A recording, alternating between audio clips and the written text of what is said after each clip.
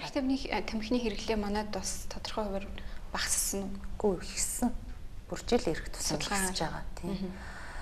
Монгол улс бол жишээ нь дэлхийд нэг хүнд ноогдох нөгөө архины дэлгүүр баар цэнгэний газраар бол газрын тоогоор бол дэлхийд тэргүүлдэг. Тамхины хэрэглээгээрээ бол дэлхийд эхний 10-т ордог. Тэгэхээр арх тамхины хэрэглээ бол манад маш өндөр байгаа. Тэгээ архины үйлдвэрлэл, импорт, тамхины үйлдвэрлэл, импорт бол сүүлийн жилүүдэд бол тасралтгүй нэмэгдэж байгаа. Тэгээд тэгсэн мөртлөө тамхины архины нөгөө онцгой албан татварын хэмжээ бол дэлхийд хамгийн бага орны тоонд ордог. Тэгэхээр энэ бүх нөгөө орчин нь байгаа учраас хүмүүс арх тамхиг маш их хэрэглэдэг.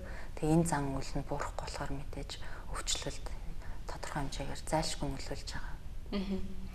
Тэгээ энэ бүхнийг одоо бууруулахын тулд нэн тэргуунд бид нар ямар арга хэмжээ авах хэрэгтэй вэ? Нэн тэргуунд бол мэдээж төрийн бодлого зайлшгүй чухал. Яагаад гэвэл архины хэрэглээ, тамхины хэрэглээг бууруулах хамгийн дэлхийд одоо шалгарсан стратеги бол татвараа өндөрсгөх. Тэгээд боломжийг нь хязгаарлах. Одоо жишээ нь худалдаж авах боломж, хэрэглэх боломжийг нь хязгаарлаж хүмүүсийг арх тамхинаас сэргийлэх боломжтой. Харин эсрэгээр хүмүүс өөрсдөө тэрэн дээр хариуцлагатай хандаж архин бүр төрлөөрөө байжлаа ганцхан тэрнээс одоо нөгөө зохистой хэрэглээгээл иргэн хүн өөрөө тохируулж чаддаг байх нь илүү чухал юм биш үү?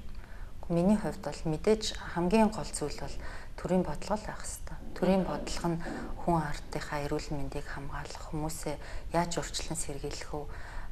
Тэр хууль эрхцэн орчин нь сайн байж ич тэгээ дараа нь бол мэдээж хүмүүсийн хувь хүний эрүүл мэндийн боловсрал, арх тамхины хор уршигыг хүмүүс сайн сурталчлах гэдэг олон асуудлууд яригдана л та.